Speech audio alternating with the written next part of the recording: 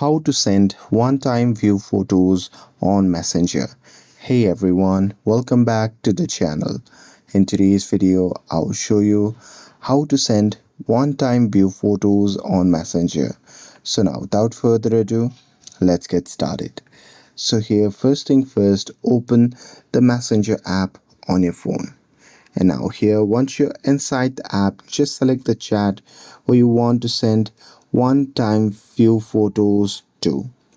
And now here, once you're inside the chat, you can just tap on the gallery icon or the camera icon shown in the bottom left side of the screen to select a photo or take a photo from scratch as well.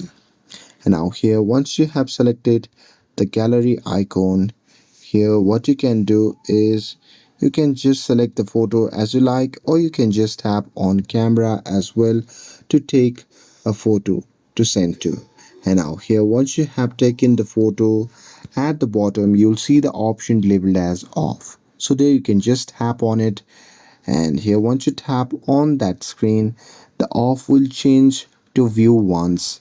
So here, once you have done that, you can just tap on send, and with this you have successfully sent a one-time view photo on Messenger.